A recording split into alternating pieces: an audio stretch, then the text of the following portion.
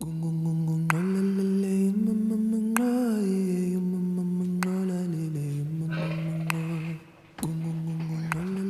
what's going on? What's going on? Assalamu alaikum rahmatullah. Back in the building, it's been a minute, but it's kind of good to be back at work making things happen. Boy, this trip to Uganda, to be honest, there was I had so much ideas of what I thought it would be. And to be honest, what I experienced was totally different. I think it kind of blew my expectations through the roof. It's been some 25 years since I've gone back to Uganda, and it was the first time I went back as a Muslim, even though I've been on the African continent a lot of times since then. But it was the first time I kind of went back home, and first time going back as a Muslim. So it just kind of meant a lot. So when the opportunity came up to fundraise in Ramadan last year for a water well for a project with the Smile project and Pure Water H2O, I knew it was a no-brainer for me to actually do something there and make it happen. So I kind of grabbed it with both hands. But initially it was just to build the water well and to let them, start the project and build it. Then I thought to myself, I don't want to be like one of those projects where a lot of the time that I see, and I feel like it could be done better, is when people raise money to do something in a country, but they never visit or they never take part in the building of the project or the completion of the project and then show the people where their money went. I always think it's an amana and a big trust when people give you money to do a project that's connected to their hereafter. The least you can do as an individual who asks people for money is to go over there, see the project, and to make sure that what you've promised them actually gets achieved on the ground. So for me, it was just a great opportunity to say, okay, I'm going to also go over there with this project and make sure that happens. Because previously I was meant to go back to Uganda before COVID, and that was just some personal reasons to go and visit friends and family, as I hadn't been there for some 20 years, you know what I'm saying? So it was a plan of mine to go back, and I felt ready and at a good age to go and meet people as a man, as a husband, as a father, and to be able to kind of build those relationships with my family, in Uganda and things like that, and also just see what was going on the ground. So it was a great opportunity for me to kind of go back and to see what was happening. So I grasped it with both hands, man, and yeah, it was amazing. So the water well was an amazing project. It came around. I met the Smile project through social media. Obviously, I've been working with Spot for the longest, and Spot is a family and is always connected to myself more individually as a person. And also anything that Reso can ever do to support Spot, we're always here to do that. So I always wanted to find something in Uganda on the ground that I can get behind and support and kind of be a part of. And the Smile project was one of those projects that came across very clean, very informative of the work that they do and how they do it, and very transparent. So I kind of linked up with them early on in on their social media, when they opened up a social media account. And I think I got involved with them early on, helping them create the logo for their project. And then I built a relationship with the brothers there. So as soon as I wanted to do something on the ground in Uganda, I knew it had to be with the Smile project. They do amazing work on the ground with, feeding projects, water well projects, and also now renovating Masjid. So I knew I had to get on the ground. And they would send me pictures of the work getting done. And because I was working alongside Pure Water H2O, who's one of my closest friends, Omar, who I, since embracing Islam, he's always been by my side and supported me in everything that I've done. Omar runs a project called Pure Water H2O, which also involves creating water wells in West Africa, especially in Ghana. So when I told him about the project I was going to do in Uganda, he was right behind me and wanted to also fundraise and be a part of that and to make that happen. So being me, brought the organizations together, Reso, Pure Water H2O, and Smile Project, and we just went on this journey of building this well and to bring the water to the people in the community, and that was excellent. So seeing the well on the ground, amazing, it was beautiful. The kids came out, the water was coming out, they were playing and laughing and smiling, and it just brought a lot of joy to my heart seeing the children, the elders of the community. They were excited to be there. They were happy to have us there on the project, and just happy that we were, doing something to support them and to make a difference, and they really did need that water. So that was an amazing feeling to be there, to see the world, and to also be able to say, yes, I've come back and I've seen the project, I've been a part of it, and that amana that the donors gave me has been fulfilled, and I've been able to show them and to let them know that this is where your money's gone. So that was excellent. After visiting the water well, what Smart Project done, they gave me an opportunity to visit orphanages. We visited Makkah's Ju'an, we visited Makkah's Murtaz, and Makkah's Al-Hidayah.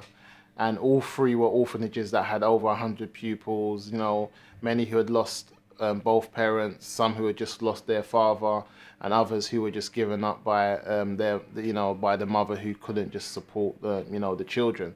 So it gave us an opportunity to see the conditions of these young people and the type of, and especially the orphans, and the type of help that they needed. And going to all three orphanages, there was three things that they all had in common: lack of food, lack of sleeping area, and a lack of clothing. And there were a few things that I thought we could do immediately, and that was helping with clothing and food. But the sleeping area and the shelter, that was something that I thought would have to be long term. So when I was there on the ground, I put a call out, to help us raise some money so we can buy some food and drop it off to the orphanages, which we did, which we were able to do, and which was great. So we were able to, fundraise, get the money, drop off the food. They were very much appreciative of that, and us being able to do that for them. And then, on that journey, I fell in love with Makkah's Al-Hidayah and the children there and the love that they showed us there every time we turned up. And it kind of gave me a real insight in terms of the work that we wanted to do. I was able to build a stronger relationship there. And that's the place that kind of allowed me to start having more ideas in terms of what we could do to make a difference. And as you know, when you're on the ground over there, you see a lot of things that you feel like you want to help with, but you can't do everything. So I think for me as an individual, and if you've seen with my project Result, I like to be specific and at least do something well in one particular area. So I feel like that's where it's come from me, what I would like to do with my donors and those people that help and support me and are part of the journey that I always take. I want to be a part of renovating masjids, renovating sleeping areas, because when someone's already done something and built a foundation, it shows you that they have drive and ambition and passion to actually make a difference. But sometimes people start and are not able to finish, but the fact that they even started shows you the type of people they are and the type of drive that they have. Even with little, they will still start a project knowing that Allah subhanahu wa ta'ala will aid them and help them finish it. So I want to be a part of that aid. I want to be a part of the tool that Allah subhanahu wa ta'ala uses for myself and people who want to donate to these projects to come and help them finish off their sleeping areas, help them finish off the Masjid. And I think these are projects that we can do together as a community, as a people.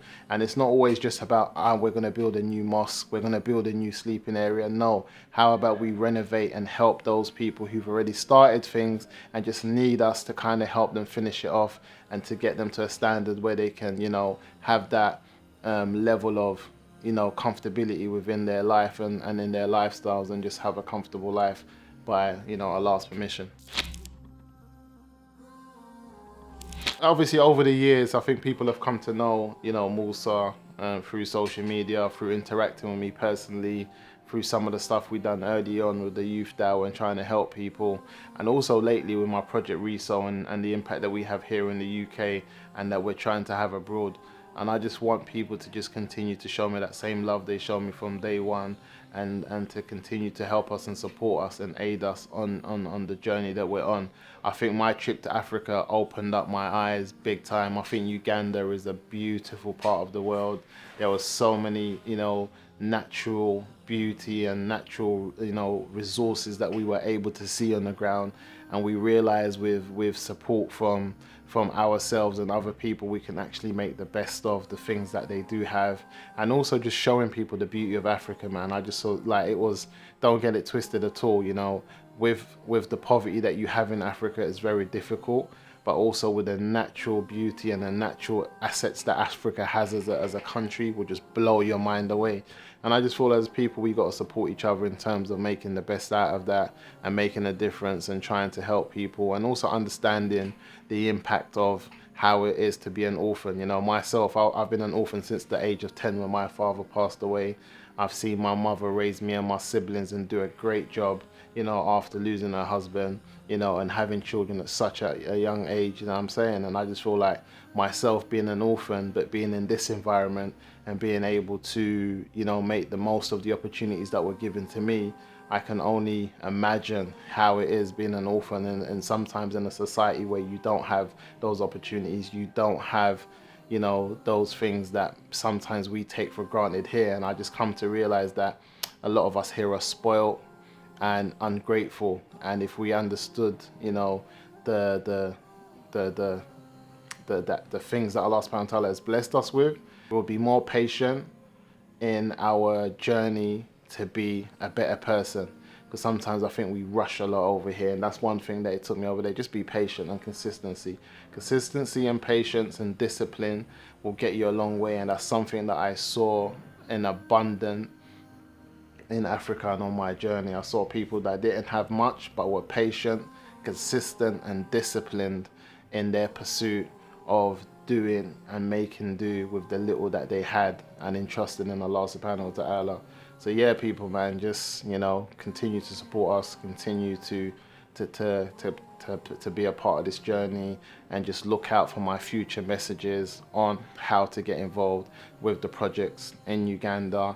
And to be honest, if I'm honest with you, in East Africa as a whole, you know, you guys know I'm from Uganda myself, but there are projects that we want to do in Kenya, Tanzania, Somalia, you know, in East Africa as a whole. So we will be renovating, you know, sleeping areas and masjids in that part of the world.